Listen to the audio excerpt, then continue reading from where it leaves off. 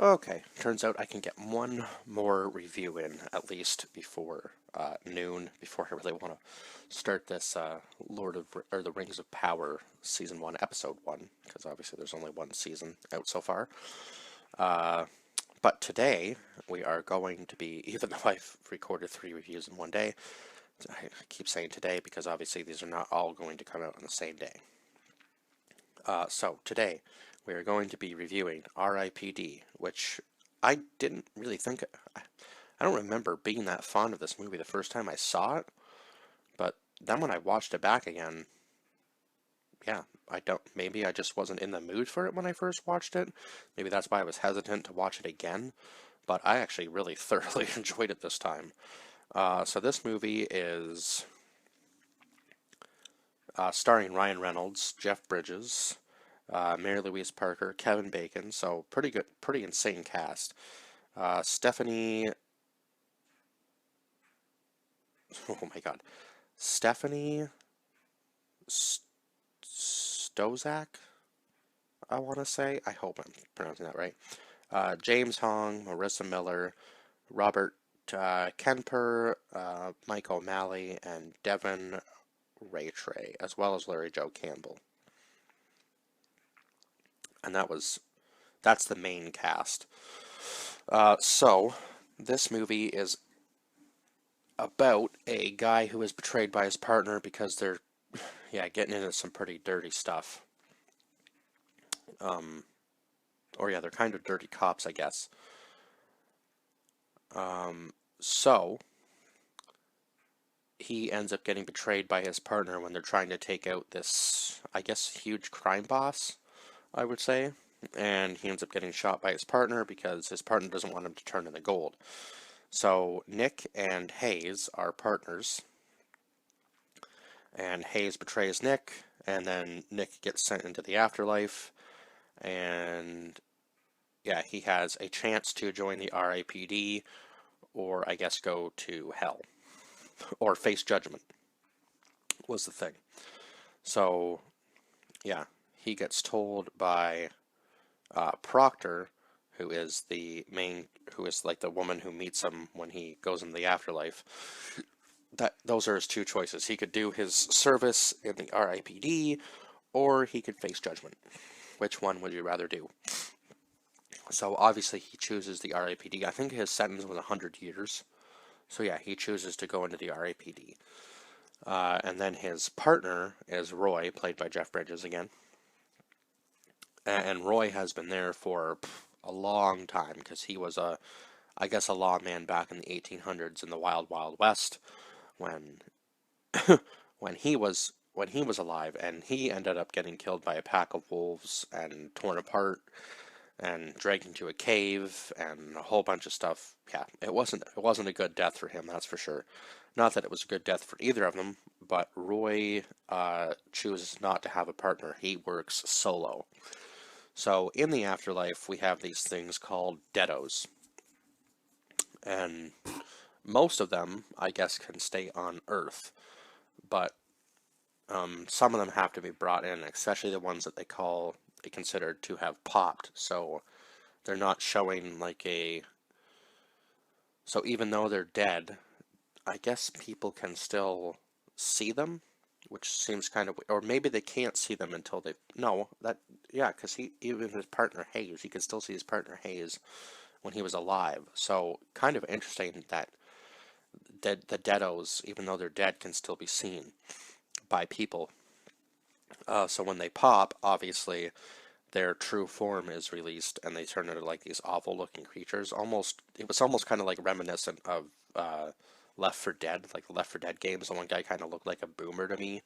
If anybody has ever played those games, it kind of makes me want to go back and replay them now. Just saying that. So Nick and Roy are in charge of bringing in all these deados now.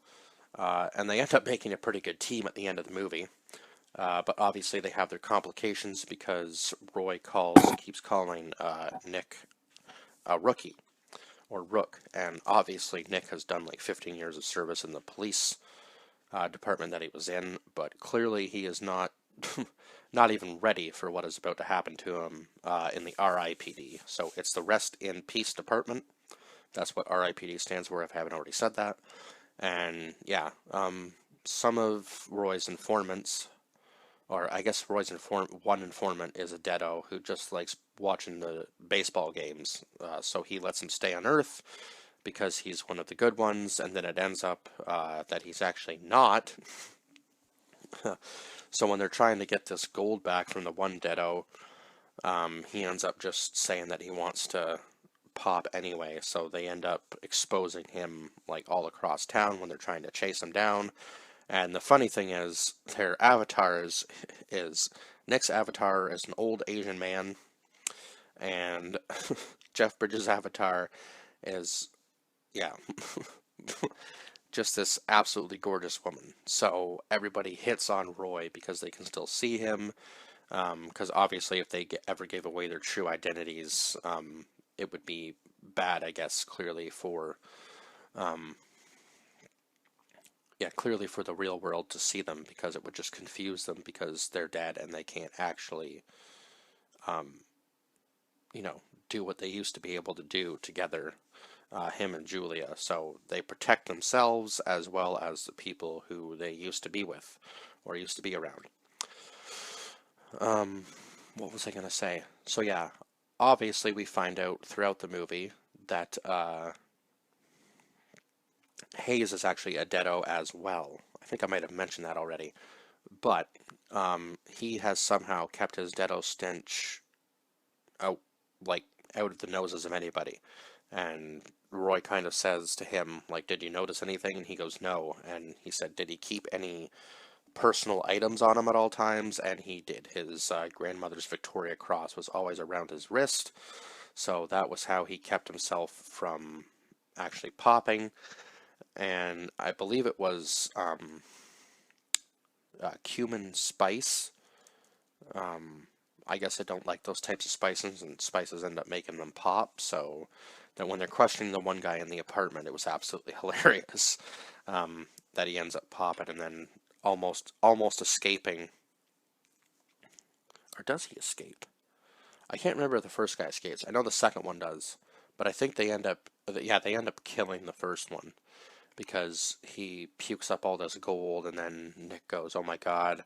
And then when Roy finds out that he has some hidden in his backyard, clearly Nick has some explaining to do as to what was going on, because Hayes is trying to look like the good guy, but he's obviously trying to make this weapon to reverse the portal of the afterlife so that all the dead will just come raining back down on the earth, and obviously that would cause a huge amount of issues. So Roy and Nick end up having to stop it from happening, and let me just say, it is a mess at the end of the movie. And Nick's wife, Julia, ends up getting shot, and she gets to see him for a little bit, but he says, you have to go back, you have to live for me, like, I will always love you, sort of thing. And yeah, you can't be with me like this. This isn't how I want it to happen. Because yeah, who knows how long he'll have to serve with the RIPD. He may end up getting extended, for doing some of the things he's done. Obviously, Roy gets extended, I think, another 50 years. And I guess him and Proctor were together at one point, so at the end of the movie, things get a little tense between the two of them. So it was kind of funny to see that. But and then Nick is kind of a little weirded out by what happens at the end, and he goes, "She Billy goated me. We used to do that. She used to do that to me all the time." So yeah, I guess Roy kind of realizes that he could have maybe treated her a little bit nicer when they were actually together, and I can't remember what else he says to her, but something really triggers her or whatever to bring out that kind of a response for sure. But yeah, I really did actually enjoy this movie, and I thought it was, yeah, maybe, I don't know what I didn't like about this movie the first time I saw it. If I had been reviewing movies, you know, frig, when did this come out? Jeez. If I had been reviewing movies, 9 years ago, maybe I could have went back and just seen the difference between what I didn't like about it now and what I like about it, what I didn't like about it then and what I like about it now. I don't know. I think maybe it was just because maybe I just wasn't in the mood for that type of movie. But yeah, so weird how sometimes you're just not in the mood for something and it can totally ruin the entire movie. But yeah, I really did enjoy this. Or maybe I just didn't like it and I just didn't remember how good it actually was for me. But anyhow, I gave this a 9 out of 10. Now I was handing it, maybe I was handing it a few 9s out of 10s that day, but I mean, I thought this movie deserved it. Now it got a really low score on IMDb, 5.6, and sometimes I just like to see what people say about it. So yeah, this guy kind of agrees with me, not nearly as bad as a lot of people say that it is. So yeah, most of the reviews aren't, yeah, wow. I'm actually kind of surprised. There's a few people that are just, a few people that kind of say it starts well but gets boring sort of thing. But there isn't really like a whole lot of, so some people say it isn't worth the watch, but most of the reviews on here, okay, so there's one guy who just went 1 out of 10. Wow. Okay, there's a few people that said 1 out of 10s. But this is from like way back in 2013. I feel like a lot of these people should probably go back and watch this movie again. Just because I feel like maybe their opinion might change. Yeah. Kind of like mine. Because a few years ago, I probably would have rated this movie around like a 4 or a 5. But now I'm rating it a 9. So look at how well that went. Yeah, so I feel like some people who watched this movie maybe years ago should maybe go back and watch it again and give it another chance because I thoroughly enjoyed it this time around, and I really don't think I liked it the first time around. So yeah, 9 out of 10 for this movie, and I believe that's all I can say. Um, yeah, I think that's all I can say about this movie. So I guess I will see you guys in the next review. Bye bye for now.